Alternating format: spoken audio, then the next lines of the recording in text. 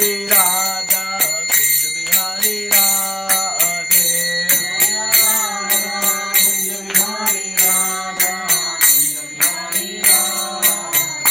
Jaya Radha, Kunj Bihari Radha, Kunj Bihari Radhe.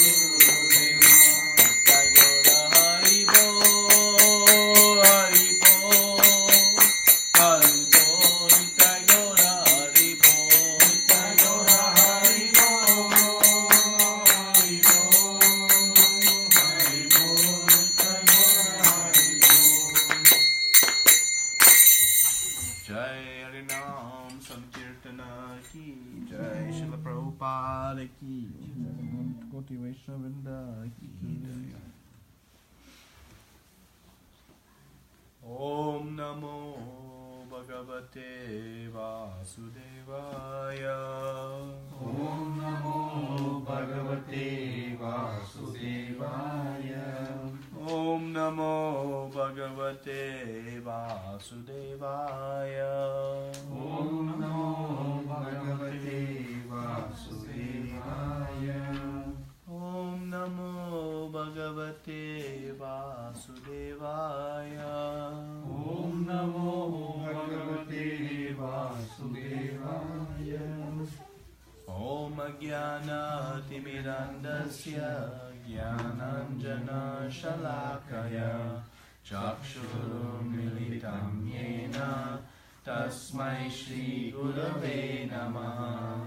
Shri Chaitanya Manobishtam Stapitam Yena Bhutale Swayam Rupa Kadamayam Dadati Swapadantikam.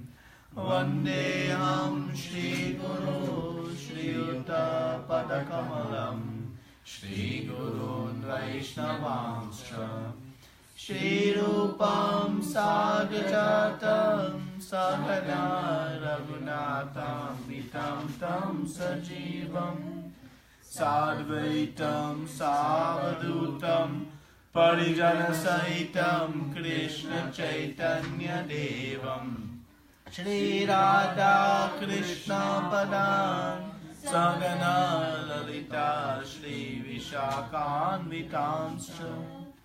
Hey Krishna Karuna Sindhu Dina Bandho Jagatpate Gopesha Gopika Kanta Radha Kanta Namostute Tapta Kanchana Gaurangi Radhe Vrindavaneshwari Vrishabhanusute Devi Pranamami Hari Priye Vancha Kalpatarubhyascha Kripa Sindhubhya Evacha Patitanam Pavanebhyo Vaishnavebhyo Namo Namaha Namo Vishnu Padaya Krishna Prasthaya Bhutale Srimate Bhakti Vedanta Swami Niti Namine Namaste Saraswate Devi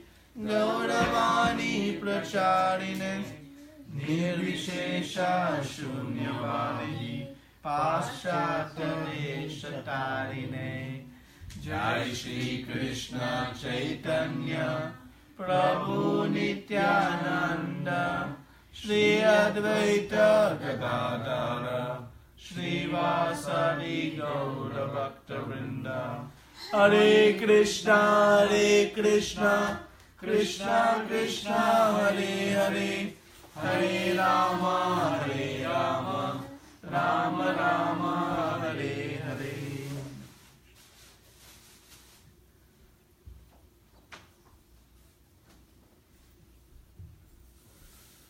Hare Krishna. So, thank you Mataji, Prabhuji for inviting us into your home to have this nice discussion. So today we'll be basically finishing the second chapter of Bhagavad Gita. The chapter is entitled Contents of the Gita Summarized. And as the title suggests, it is a summary of in everything that Krishna is going to speak in the coming 16 chapters. And then again in the 18th chapter, he is going to review. So coming 15 chapters, I should say. So this verse we'll discuss today, the 71st verse, is the answer to Arjuna's final question, the last answer, which Arjuna had asked, for one who has found this perfection of life, what do they do? What are their activities? He asked, how does he walk? Meaning, how does one move about the material world in divine consciousness? So we've been discussing the central theme of this section has been controlling the senses, withdrawing from the sense objects, avoiding the lust that leads to our downfall, being attracted by the higher taste of Krishna consciousness. So Krishna is suggesting that in order to detach from these different desires, it is better to detach by attaching to Krishna.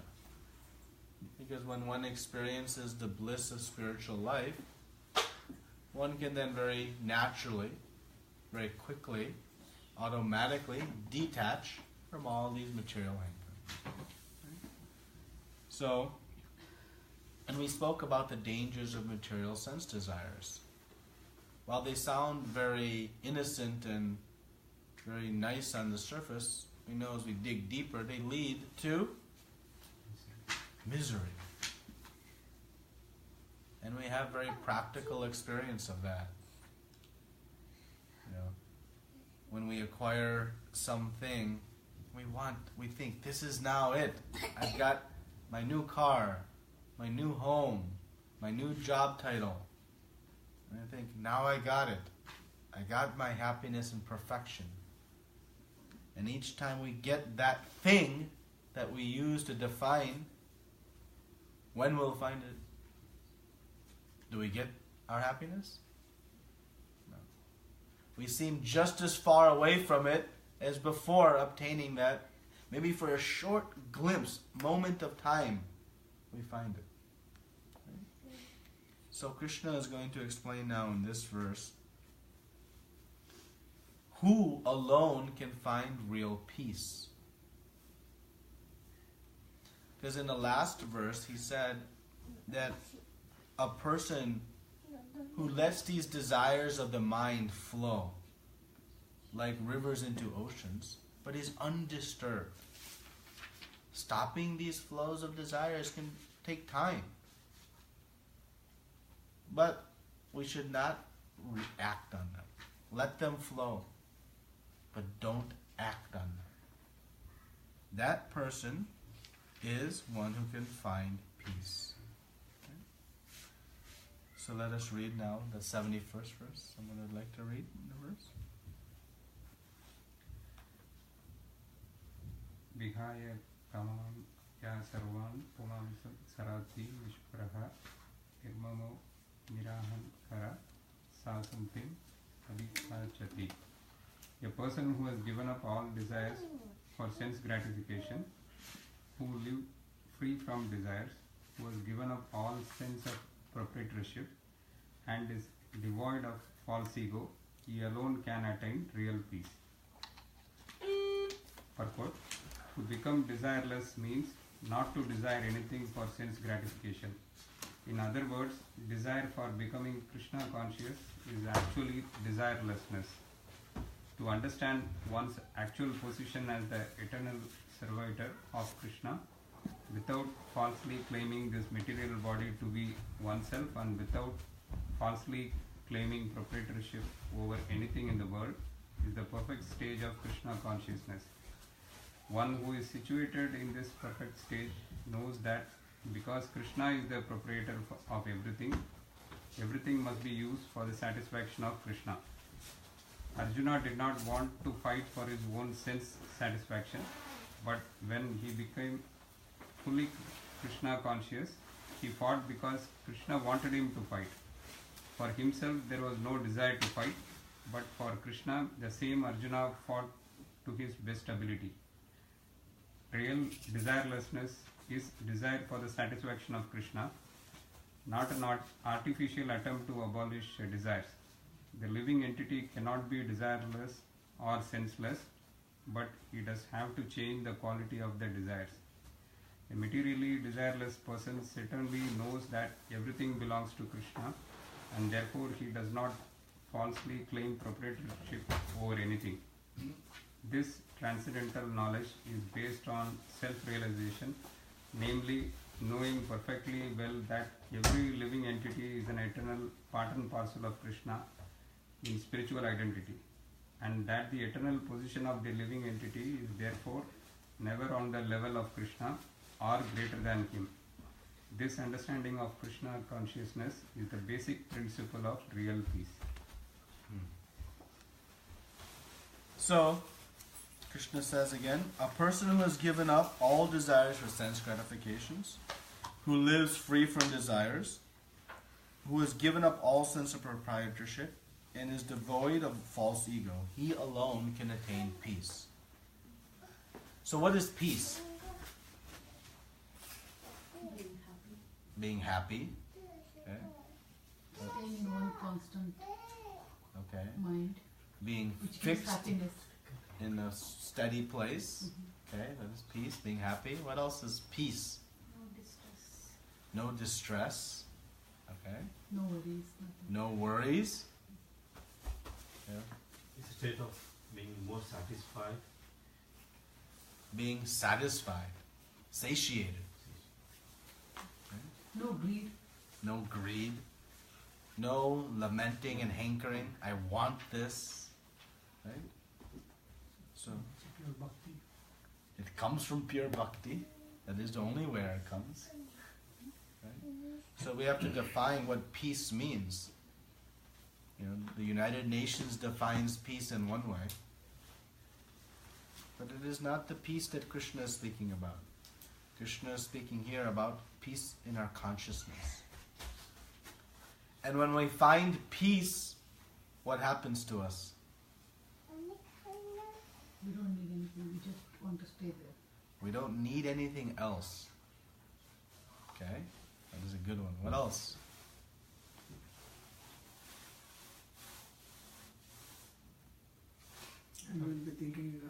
how long last this peace will last. We'll be wondering how long this peace will last. Yeah. Yeah, we keep Why? going on. Why do we wonder how long it will last? We know there is an end for a material happiness. But because we want it to last, how long? How long do we want that peace to last? However long we keep it. No, but how long do we want it to last? Till the end of our life. End of this life? No. Until Eternally. we reach the Godhead. And when we reach Godhead, we don't want peace? Then, There we have to have peace, right? Yes. once we reach that level, then definitely. But we want it eternally. Right? We also have to have some conviction that there's peace in the spiritual world. You all have conviction, that is nice. So this peace is indicative or represented by no more wants, no more desires, steady. The mind is not flickering, moving back and forth between some, no more hankering. It is happiness. And we want it not just for a few moments. We want it forever. No more distress, no more that heart beating and anxiety, sweating, wondering what will happen next. Right? That is some of the criteria of peace. So Krishna says there are 3 requirements to find peace. He gives very precisely. What are the 3 requirements to find peace? One who has given up all desires for sense gratification. 1. One who has given up all desires for sense gratification. Who lives free from desires. That is 1. What is next one? Who has given up all the sense of proprietorship. Who has given up all sense of proprietorship. 2. And the 3rd? They are the eternal servitor of Krishna. Okay.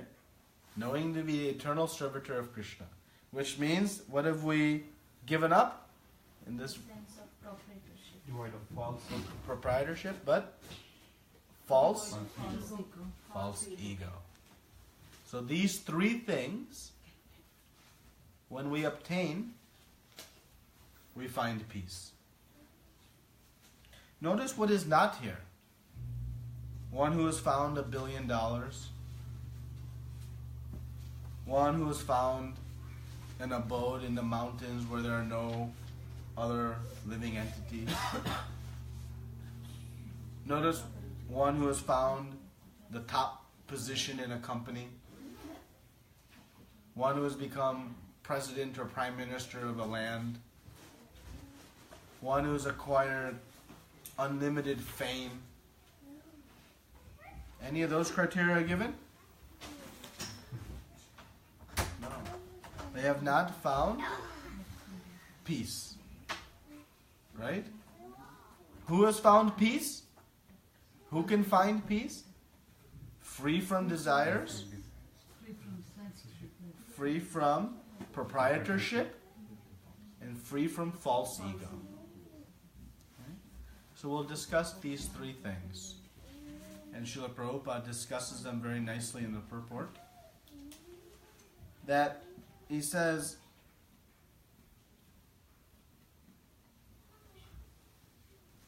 the perfect stage of Krishna consciousness is to understand one's actual position.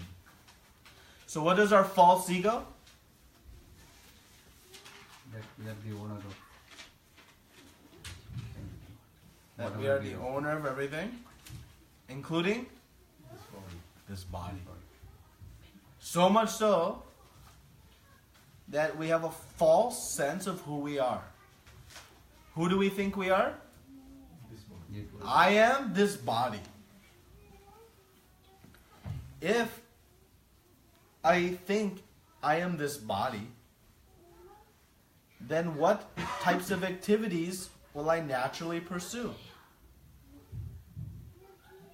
sense given from this body. sense gratification. Yeah. Whatever I can do to give happiness to this body. Because if that's what I think I am, then that's what I'll do. If I'm driving in my vehicle and I think I am the car, where I will spend all my time and resources? On the car. Waxing it, polishing it, giving it some nice decorations, cleaning it, maintaining it. I'll spend my whole life, if I think I am the car, I'll spend my whole life working on the car. Now, if your neighbor is doing that, would you consider them very learned? Would you consider them very intelligent in the use of their energy and time and money? Why? Why would you not consider that maintaining a nice, beautiful car?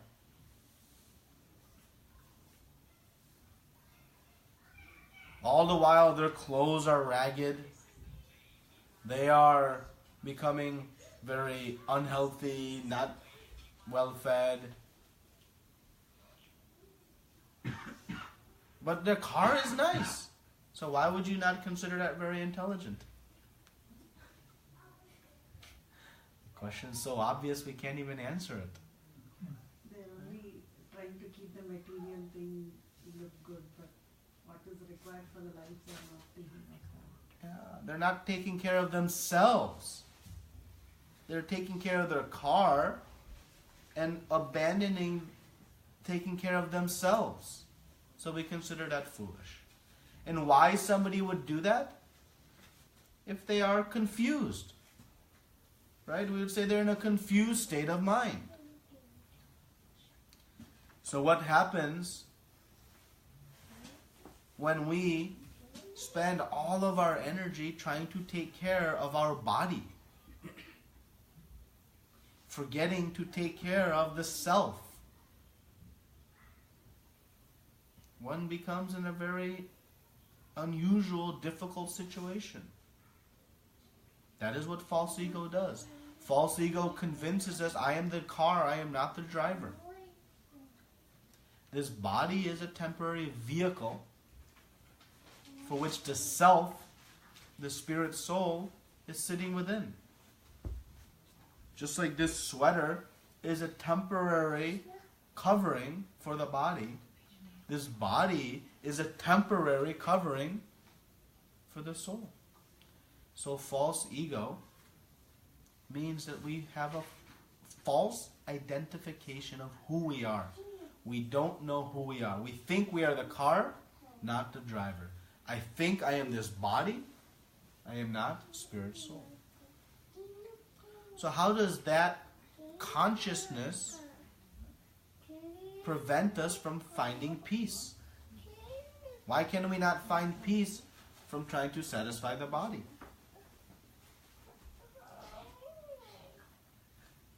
Why can't we find peace? One can say, well, no, that's okay. I can find peace from satisfying the body. But it's not an absolute level, no? Prabhu. It is a different level for individuals who are. That is also peace for certain people. Yeah? But it is not at an absolute level. So the level of peace maybe is not the same. Okay? The body changes every now and then, where you want to satisfy that for that needs and for that time.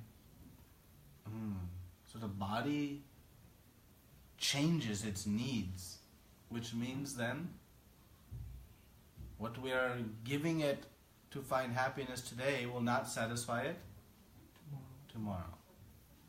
Which means then the peace we are getting is temporary. And anything that we get that is temporary leads to frustration, disappointment, anxiety. Because if I have the peace, what do I know in the back of my mind? It's going away soon. So even while having it, I am unpeaceful. Because I'm lamenting that I know it's going to go away. When one accumulates so much wealth, when they don't have wealth, they think, wow, life would be great if I had wealth. And when they have wealth, they wonder how I'll protect it. You know, the poor man in their house needs no security, no locks on the doors, nothing. They can sleep at night very peacefully. But the rich man has to have big fence, several dogs, maybe a couple security guards. And while the man is sleeping, thinking, hope the security guard did not fall asleep. Maybe the dogs will be distracted by some mangoes. Constantly worrying how to protect it. This is the nature of trying to find happiness from the body. It cannot be had. Because real happiness only exists under the level of the spirit soul. So, Krishna is saying, and Prabhupada is explaining, that we have to understand one's actual position. Am I the car or am I the driver? So this becoming devoid of false ego is step one. So when I know that I am spirit soul, I am not this body, is that sufficient to find peace and happiness? To know I am spirit soul, not this body? What else do we need to know? How do we connect to Okay. Where does the soul come from? And the part and parcel of Right? So just knowing I'm spirit soul, it takes us one step. But then we must know, ultimately, how does the soul then get happiness? If the soul is eternal, the body is temporary. So temporary can only give temporary happiness. Well, soul is eternal, then must be the soul can give eternal peace. So then I have to find out, what is the nature of the soul? Where did it come from? And ultimately I have to find out one thing. What? When you are a child and you're going to school and you're thinking to go to university, what is the one major decision you have to make? which line I am going? Which line I will take, what career I will follow. Why so much decision goes into which career I will follow? Based on the result. But why do we spend so much time thinking which career I should follow? Just want to be happy. Because we want to be happy. We want to be in a career that will give us happiness. I don't want to be in a career where we're miserable in the office or wherever our place of work will be. We want to be in a career that will give us results that will allow us to find happiness. We want to give us a career that will play to our strengths. If I am not good in certain fields, I don't want to choose a career there. So we are searching for a career, a line of work that will give us satisfaction. Right? So when I come to understand I'm spirit soul, we have to understand, what is my career? What is my line of work? What is my activity that will give me this peace, the results I want, and play to my abilities, my strengths, my nature? Right? Then we say we found the perfect career. So what is the career or activity of the spirit soul? to reach Godhead. That is the goal. But what is the activity to reach Godhead? Devotional. Service. Service to Krishna. Krishna. Now, do some have another career? Does one jiva, living entity, soul have a different career? No. Every living entity has one career that will give it this peace and happiness, this line of work. And the line of work of the living entity is to be in loving devotional service to Krishna. And just like if my nature is to be a mechanic,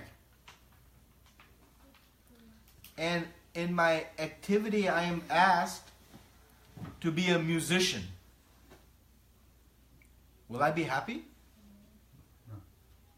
If my nature is one of mechanical, I'll be happy and situated when I'm in an activity that is in my nature of mechanical work.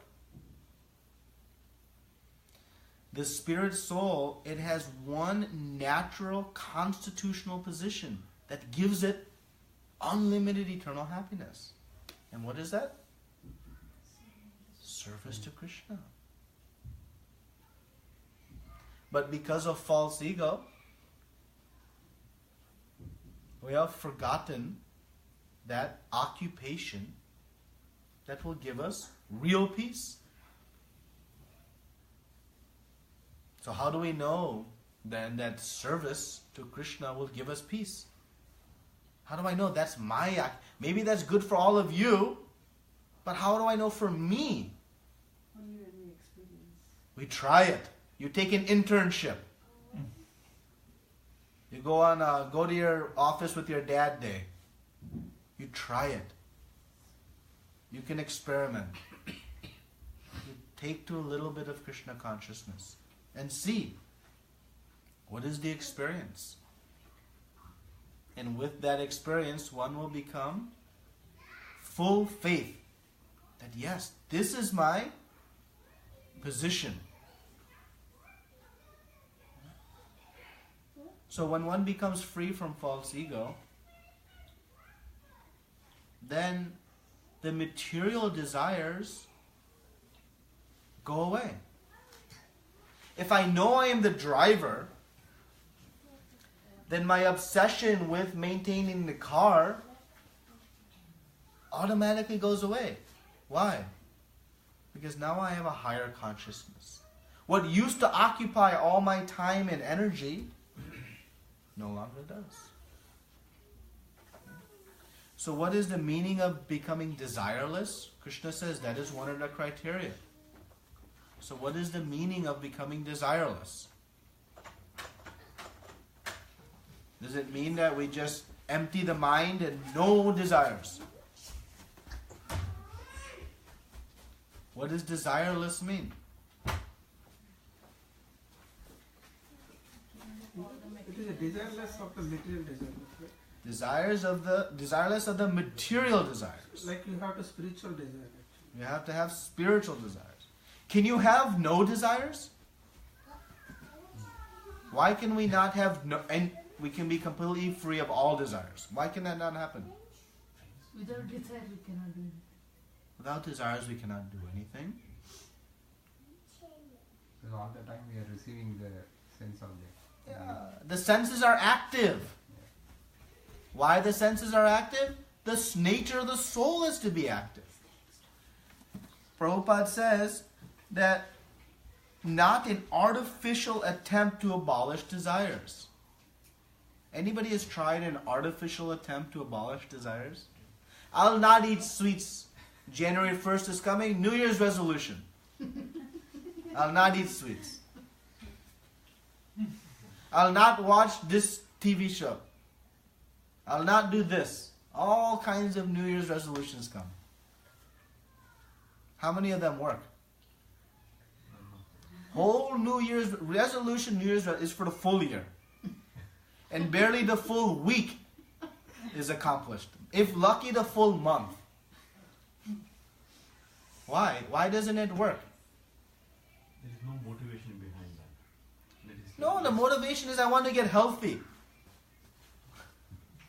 That is very less tasty. I know that. I have not found the higher pleasure. Yeah. Because we don't know how to control the senses. We're giving up these desires only work if I can take on to something else that's better. Nobody likes to be restricted. Even when we impose on ourselves. So the nature of the soul is to be active. So desires will always be there. Desires will always be there. So when Krishna says free from all desires, which desires he is speaking of again? Material desires. What are material desires? Desires related to the body. Anything that says I should eat nicely, sleep nicely, mate nicely, defend nicely. I should experience the wonderful foods at this new restaurant. I should entertain my mind with this latest movie. I should entertain my heart with this cricket match. Or this, that, or the other. Those are all related to the body. But what kind of desires we can have? What kind of desires we should try to cultivate? We should try to create?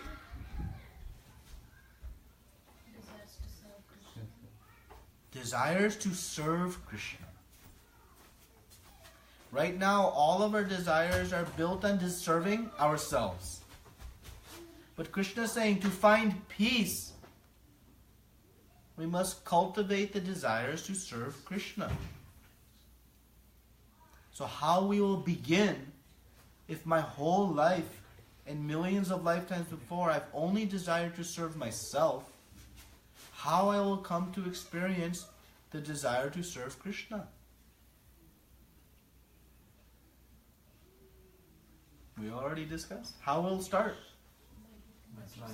By trying it, by getting association, by hearing about it. Oh, really? Coming to the temple is fun. I don't believe it. Don't worry, I'll drive, you just be a passenger, let's go. You experience it. Really, reading Bhagavad Gita is giving peace? I don't believe it. Don't worry, I'll take you, you just try it. Someone who cares for us very much engages us and says, just try it. What is the loss?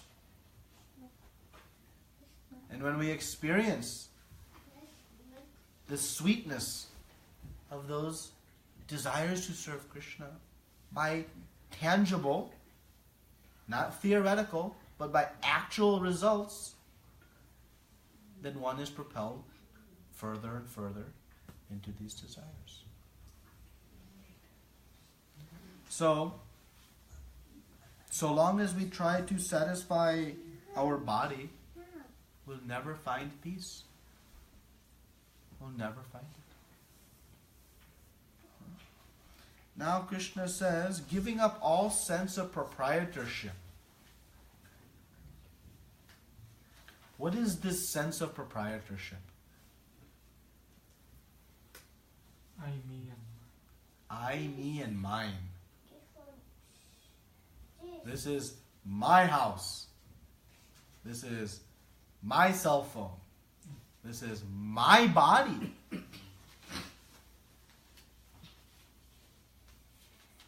But don't we own some things? Don't we have possession? Do we have proprietorship? Or not? One is saying no, some is saying, I don't know. Do we have proprietorship? Do we own anything? In a material sense, yes. Yeah. In a material sense, we do? Yeah, but in a spiritual What do we sense, own in a material sense? What do we own?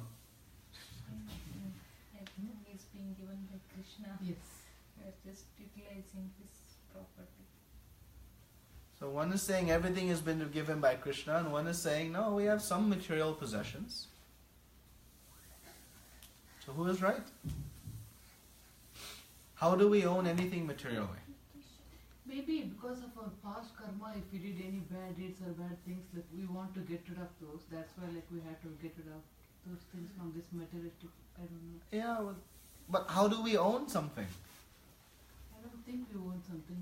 Everything we own from God, I believe. If I have all my possessions, I say, now I own this. I paid off my house. I have my bank account. I have my 3 cars in the driveway, I have this, I make the whole list. And then tomorrow I don't wake up. Hare Krishna. Where did it all go? Where did it all go? What is the extent of my proprietorship? To this life. Even this body. This body goes right back to earth. Regardless of my ritual, if it is buried, burned, left for the crows to eat, whatever it goes back to earth. So this sense of proprietorship is false. And whenever I have a false sense of something, I'll not be peaceful. If I have a sense that gravity does not exist, and I'm building my whole life around this concept that gravity does not exist, will I be happy? If I've constructed my whole happiness around this concept that gravity does not exist, will I be happy? Every time I jump to touch the ceiling, come back down. So what do? I keep trying. And I keep trying. Keep trying. Because I'm convinced gravity doesn't exist. Eventually, will I find peace? Because I have a fundamental flaw in my analysis, which is gravity doesn't exist. So no matter what I do, from that point forward is going to lead to frustration.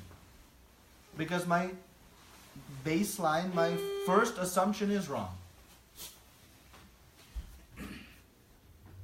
So if my first assumption is that I can own things, I can be the proprietor, everything from that point forward is going to be faulty and lead to frustration. So if I try to own something that I cannot own, I will become frustrated because it'll be taken from me. I'll lose it. I'll worry. I cannot have it. So who owns everything? How do we know? Yes, you're right. Huh? Sorry, we went from God.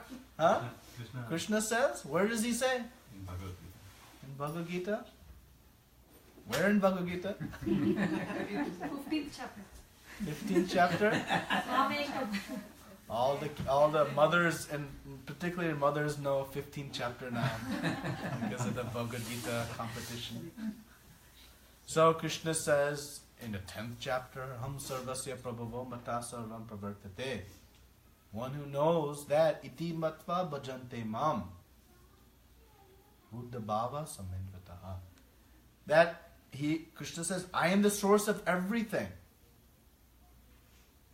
I am the source of all the planets, the devatas, everything. And one who knows that, what do? Bhajante mam. They engage in devotional service to me. And what is the result? Buddha bhava samanvata. They have great experience of happiness.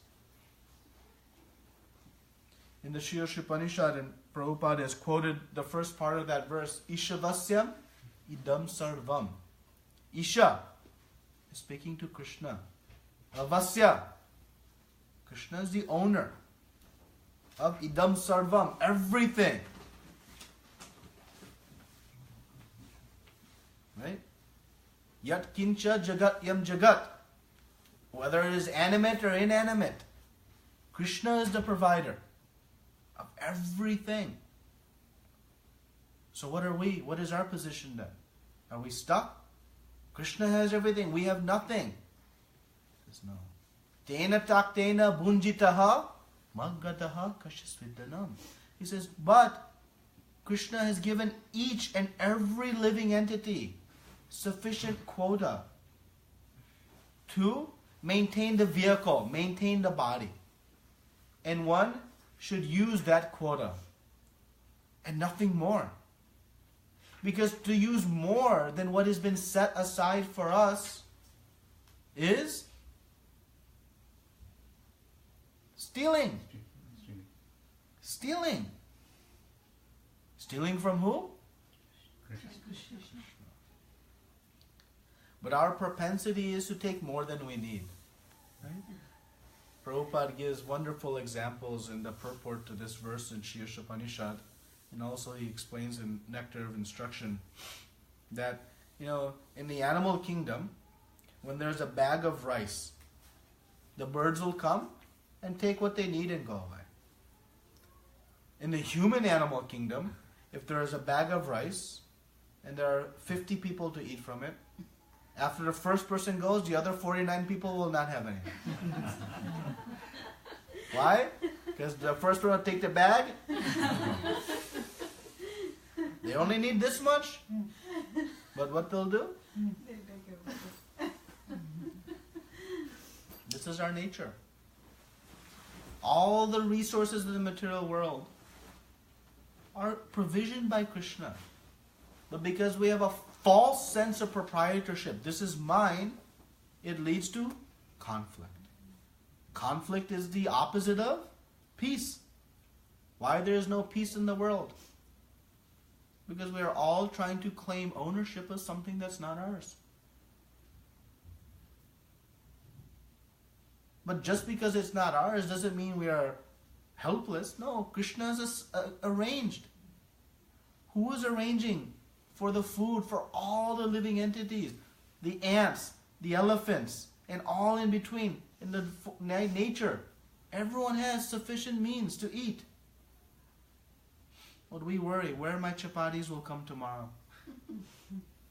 And so we fight, we quarrel. This is my land. These are my resources. And this false sense of proprietorship leads to...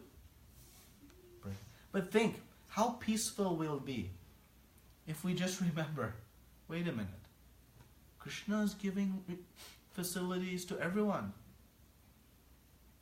The elephant doesn't have to go to Costco and buy big bulk items. Nature is providing.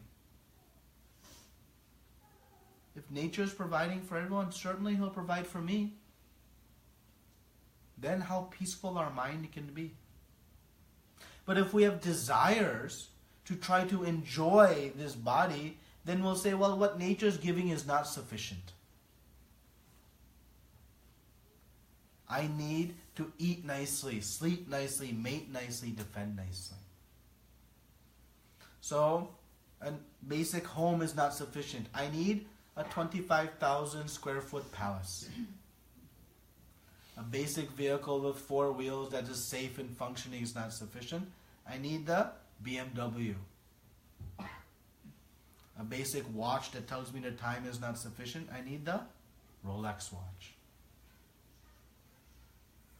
So, this leads to this unsettled situation. But if everyone worked under this Ishavasyam principle, saying Krishna is the provider and the maintainer, then everything becomes so peaceful.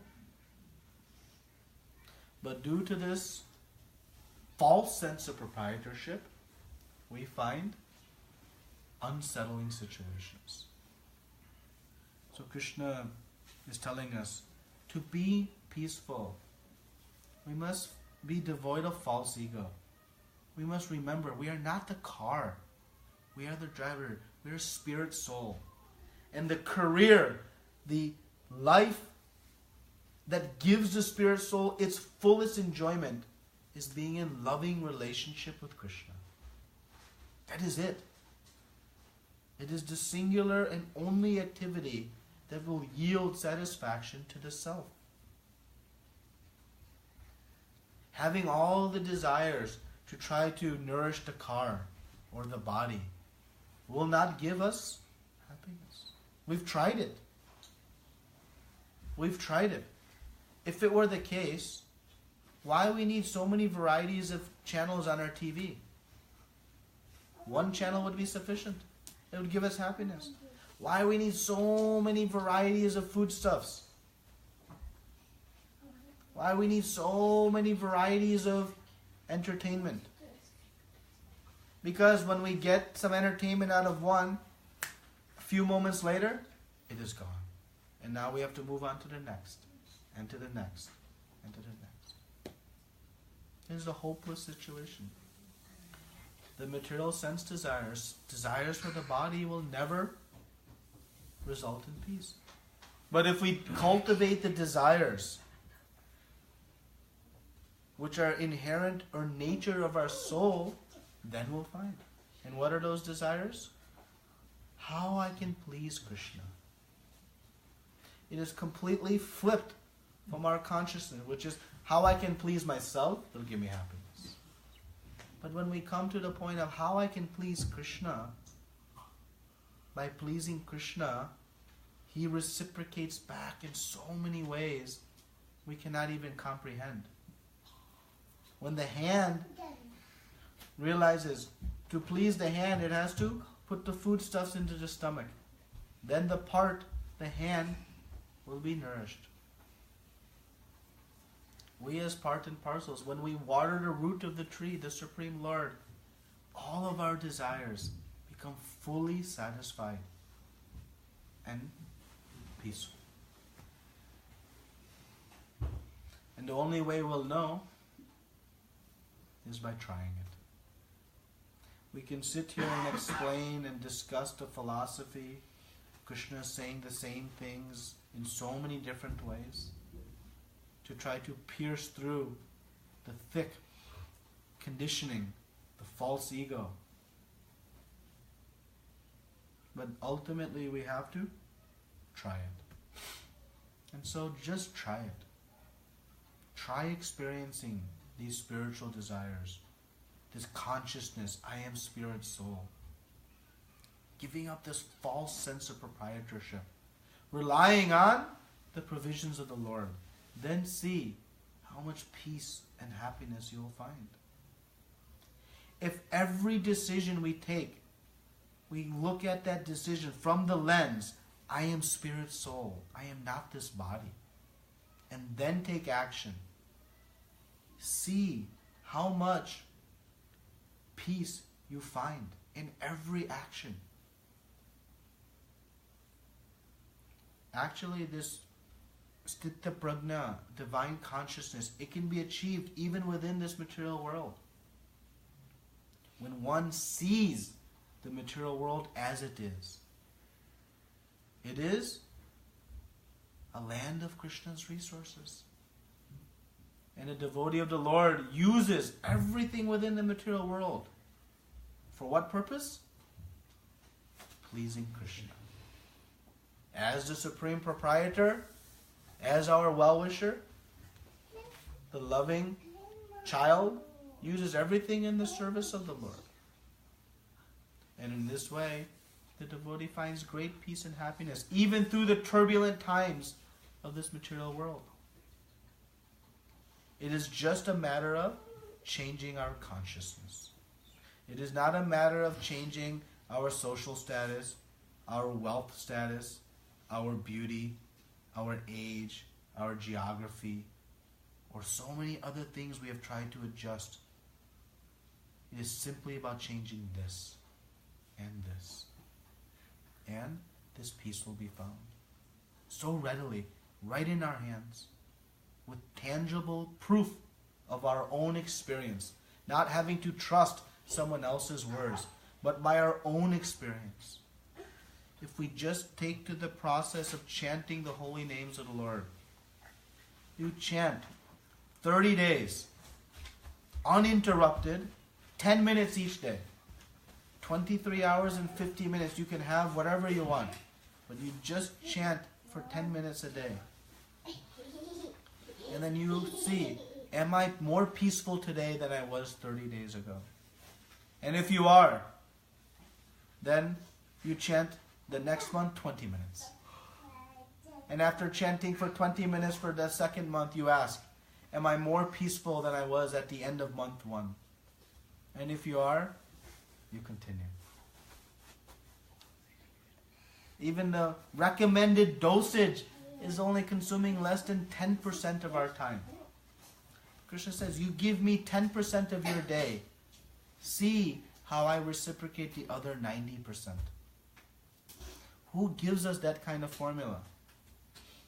In the office, we have to give most of our day to acquire a little bit of facility to eat, sleep, mate, and defend.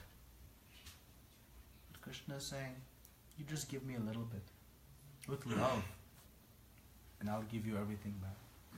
So this is the means to achieving peace. Krishna will end this chapter by saying, that is the way of spiritual and godly life. After attaining which, a man is not bewildered.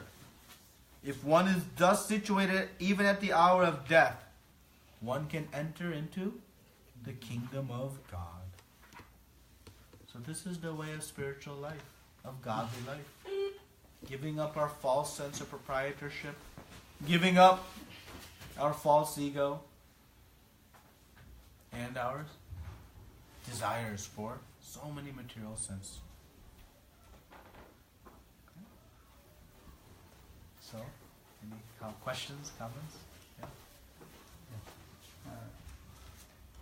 For me, one question which is always lingering in my mind is self-realization. Without spiritual realization, is it possible? Well, what is the meaning of self-realization? Understanding that I am a spirit, not a... Understanding I am spirit, not... But is that complete self-realization? What is complete self-realization? Pleasing Krishna. I have to know I'm spirit soul, and then I have to know my career. Yes. Otherwise I have partially realized the self. Right? So to realize that I'm spirit soul, and what is my nature or activity that will give me my happiness, right? Because we all want the happiness. So then how one can realize the self without a spiritual means? To realize Krishna requires devotional service. Krishna says, I am only known through devotional service.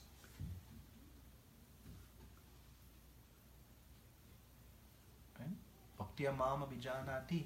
I can only be known through devotional service. Is there a root to your question? Yeah, there are people who say that self-realization without talking about anything on the spiritual side. Yeah. That's where I was wondering, yeah, obviously I understand the meaning what you are saying. Yeah. But there are people who talk only about self-realization. There are gurus. Yeah. But they're not talking about any spiritual side of it. Yeah. But the question is it bona fide? I can sit here and speak. I am a doctor. I am a medical doctor. And I know how to perform heart surgery. I can speak all of that. But am I a doctor? No. I have a right to speak. But am I accurate in what I'm speaking? No. So, Krishna is explaining that self-realization must conclude with understanding who we are. So someone can claim they're speaking on self-realization, but it does not make them right.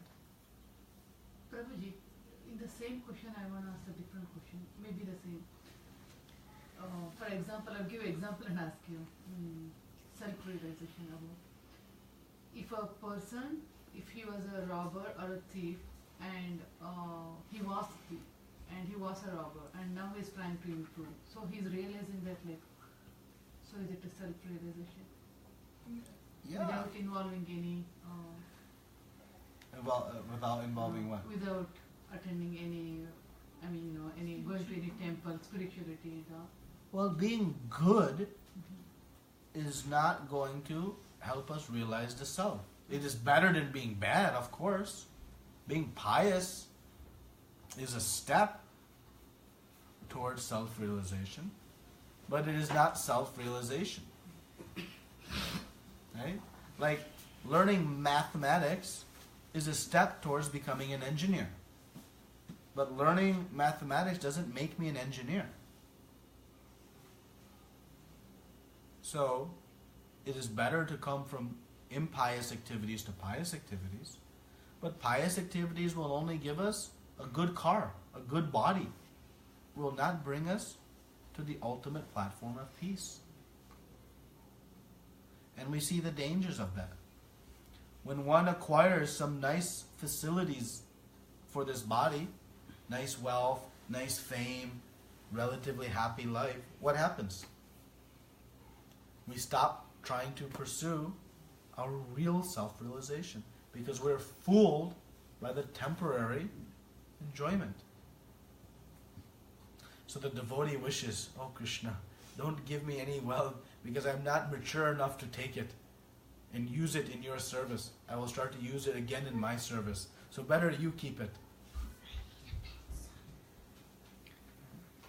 So this self-realization that people speak about, it is not the old, like many people will speak on Bhagavad Gita and they'll give so many interpretations and so many, but the only interpretation that's relevant is Krishna's explanation and what has come through Guru Parampara. Right? So anyone who is claiming to have knowledge must establish their knowledge link back to Krishna. And how Prabhupada established his link, he shows. What author of the book explains the parampara all the way back to Krishna.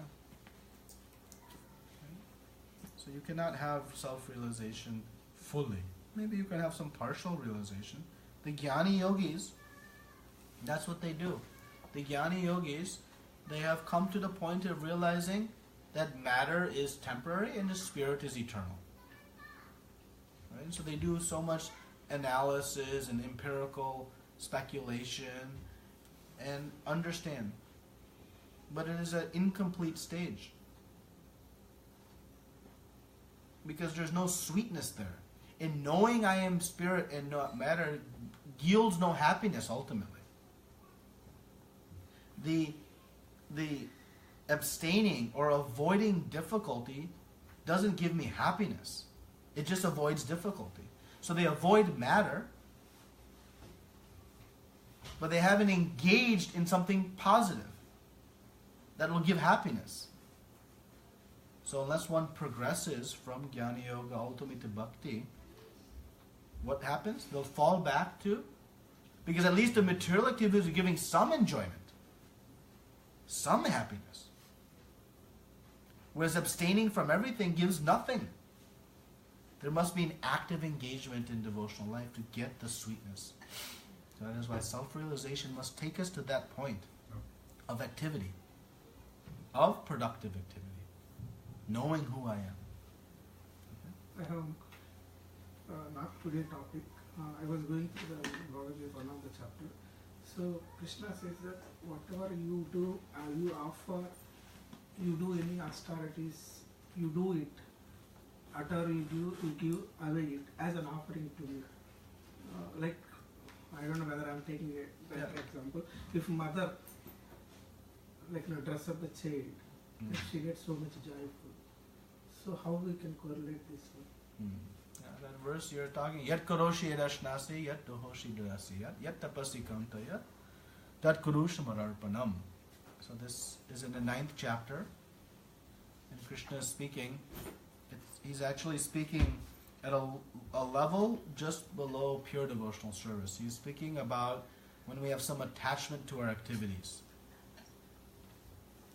So, but your question is how to do the activities like dressing your child, which is giving happiness to the mother, as a form of an offering to Krishna.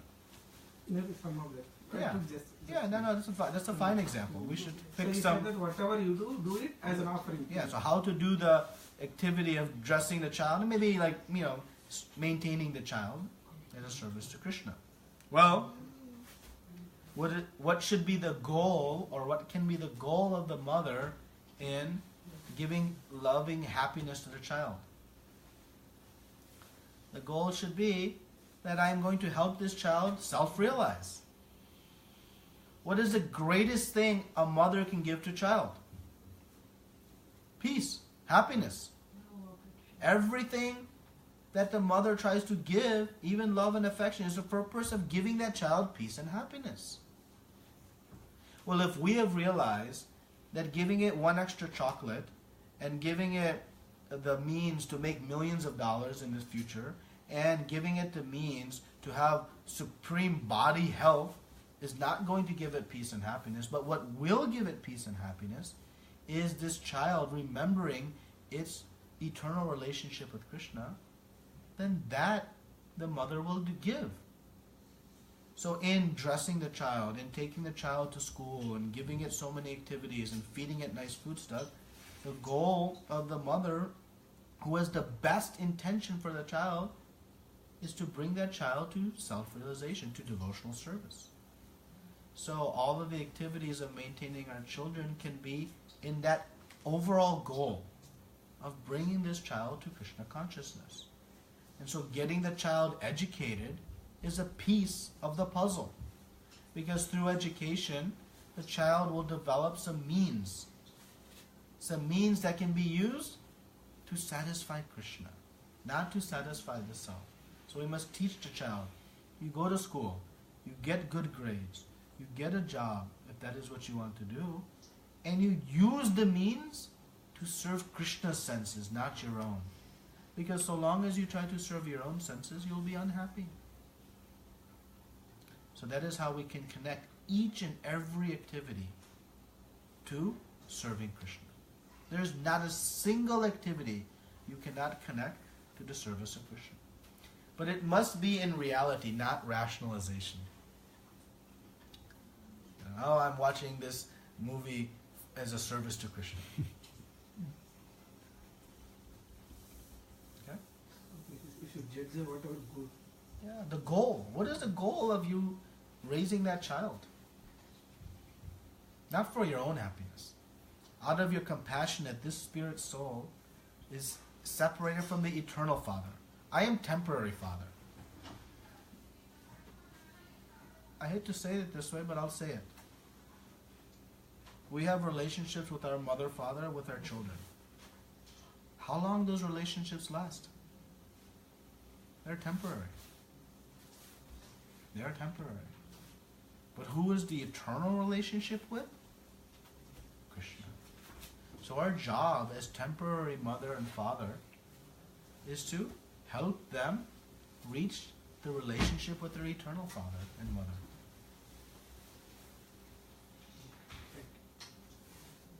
Any other questions, comments? So, like, if you want to take some decisions as part of your, life, certain things, how can we use Krishna's influence to help you to take the? Of course, right decision is still it ends to what you will get it. But even before doing it, how can we get that influence from Krishna? How can we approach this?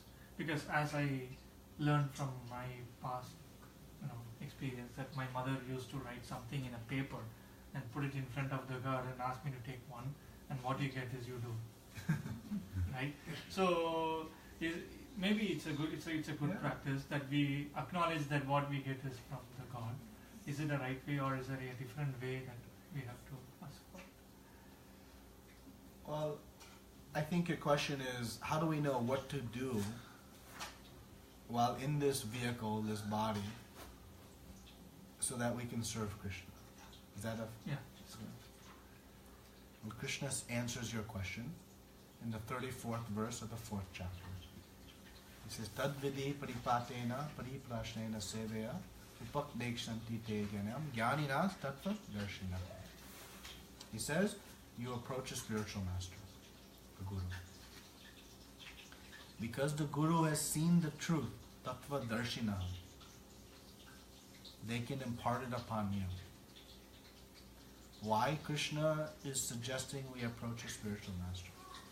To guide our activities, to guide our actions of how to apply this knowledge. Krishna has given the knowledge, but now we need someone to help us apply it. Right? In the textbook, you can learn computer programming, medical science, everything. But still we go to a teacher to realize that knowledge. We need a coach. So how to apply this knowledge? We need a spiritual master. And Krishna says that the Guru is my external representation. Meaning Krishna is sitting on our heart as Chaitya Guru, as Parampara, the Super Soul, guiding us. And he manifests Guru in external form so that we may interact. We sometimes cannot perceive the influence of Super Soul in our heart. So he says you must approach a Guru. And he says, Pariprashnena sevaya. You must, with humility, render service to Guru and inquire from him. What shall I do? Don't approach in a challenging mood. Otherwise, Guru will move on. So how to know what to do specifically? What decisions to take? How to dovetail my career, my family, my job, my hobbies, how to do that in Krishna consciousness, the finer details we need to know. And the association of devotees can help as well in a parallel way. But ultimately we must surrender to a spiritual master to make progress in devotional life. And that is why Krishna himself took Guru. Why Krishna would take Guru? To show all of us the great importance of that. But we must take a bona fide Guru. Anyone can claim I am Guru. But Krishna says it must come in parampara. Evam parampara praptam imam rajasya viduhu sakala neha mahata yoga nashta parantapa. This knowledge is passed down in disciplic succession. Someone just claiming, oh, I have understood this. They can put forth very logical, great analysis. But if it doesn't come from Krishna ultimately, it has zero value. It must come in parampara. Because that is the system Krishna designed, to transmit this knowledge through generations of time. Some will say, Arjuna had the benefit of hearing from Krishna directly. What is our hope? Well, he knew we'd have that question, so he also gave that answer. That we approach knowledge through disciplic succession. Anyone on the street can claim, oh yes, I can teach you how to fly a plane. Will you get into a plane with anyone on the street? You want to see the qualification of that teacher. So why we're willing to take knowledge about the eternal destination of our soul and how we are going to shape our entire life's mission from anyone who seems to have some good logic. No, we must vet, validate. Is it coming in parampara? Then it is bona fide. So in that way we can get clarity of what to do.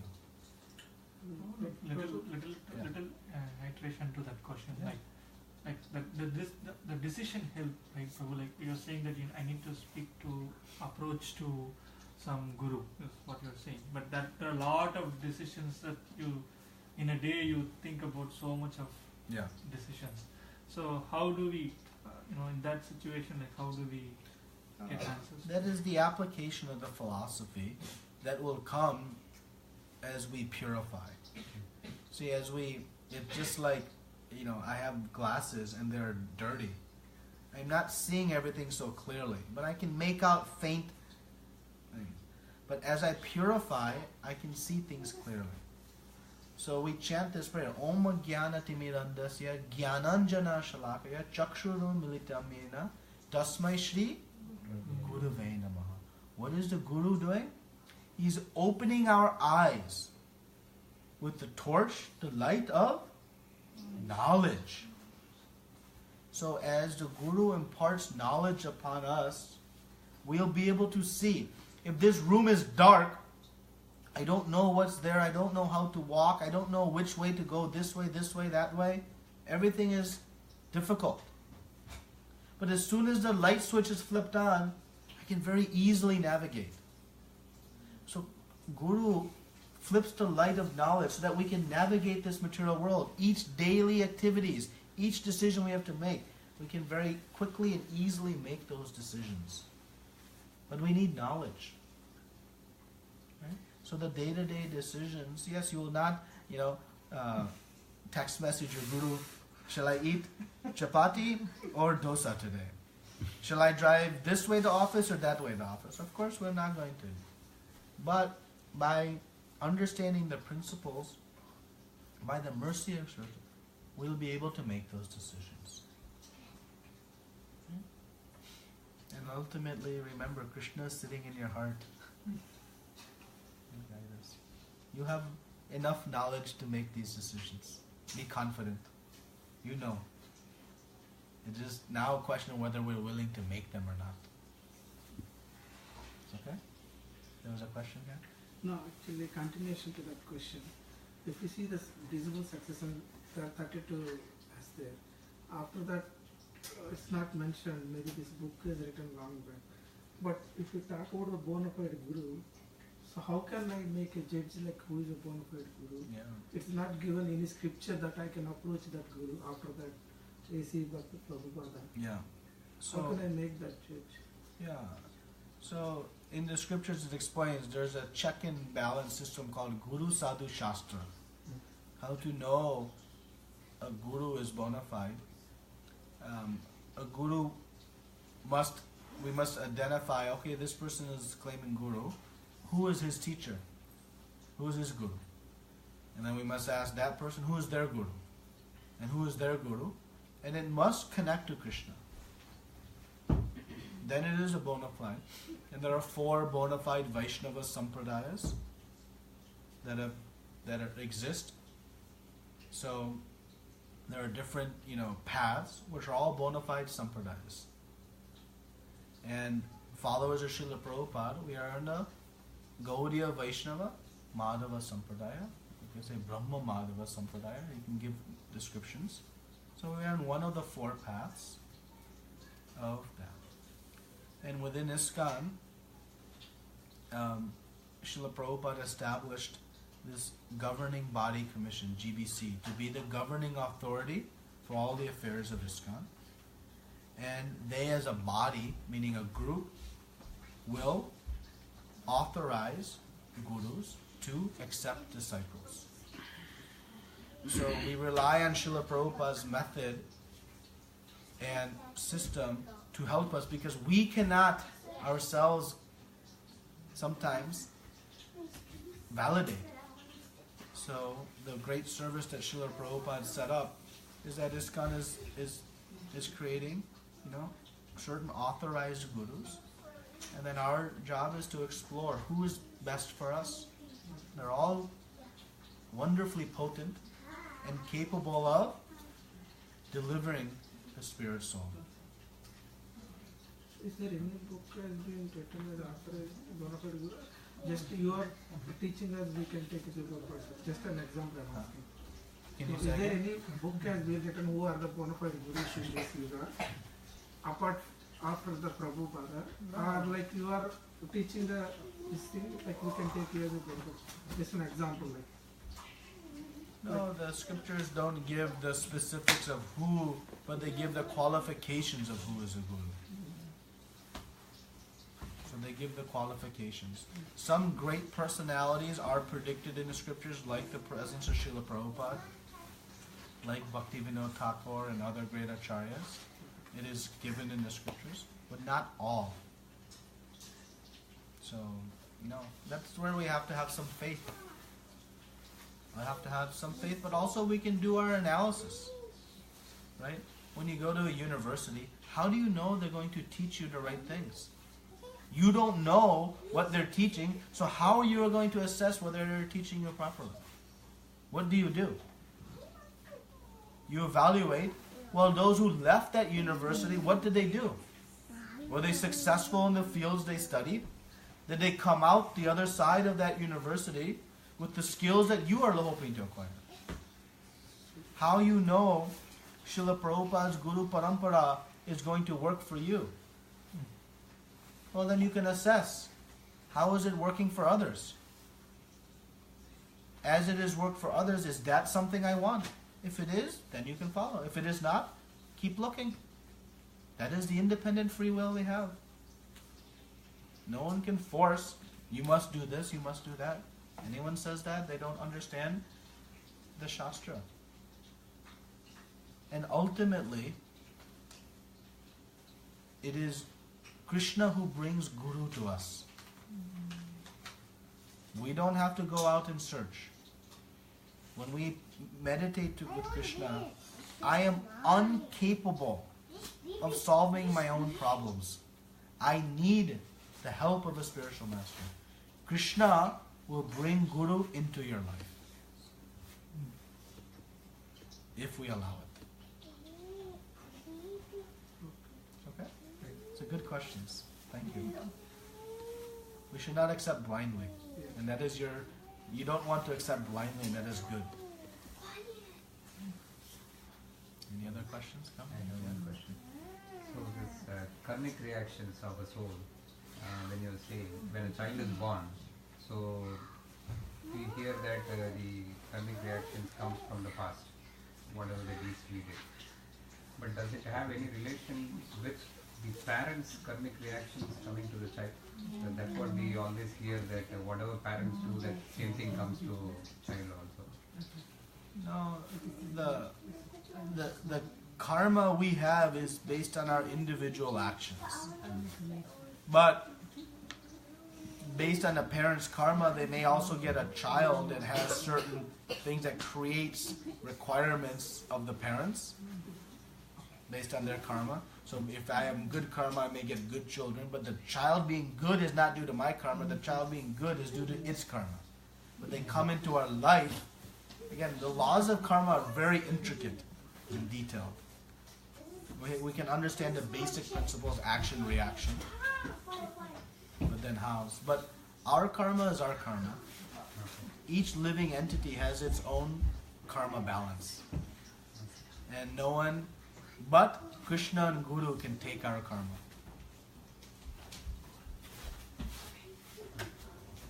When you take initiation from a spiritual master, Diksha, the spiritual master is taking all of your past karma. Why? So that we can make faster progress back home. Walking in the airport with heavy bags, very slow progress. If someone is willing to take our bags, we can walk faster. How great. But our karma is our karma.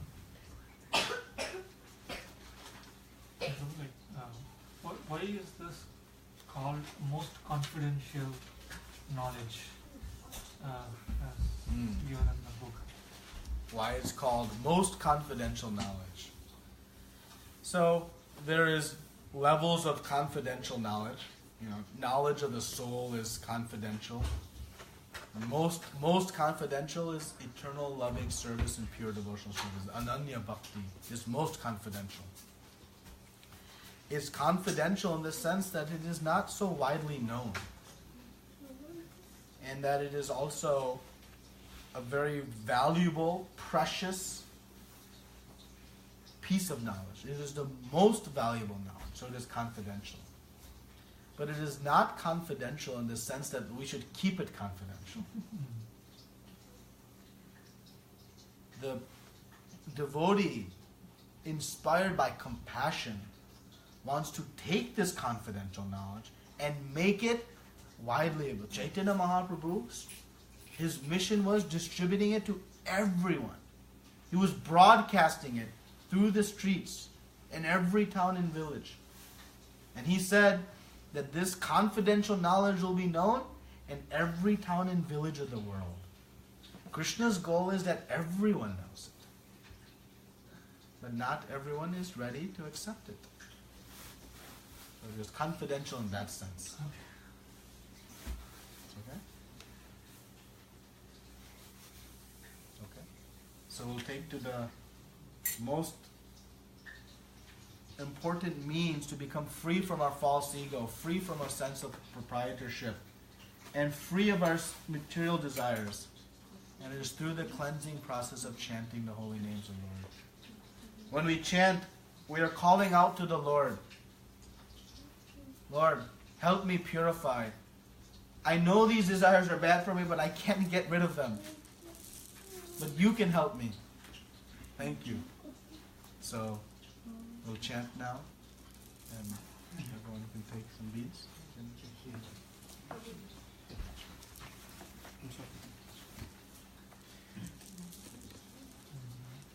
you very much. Srila Prabhupada ki jai, Ananta Koti Vaishnava Vrinda ki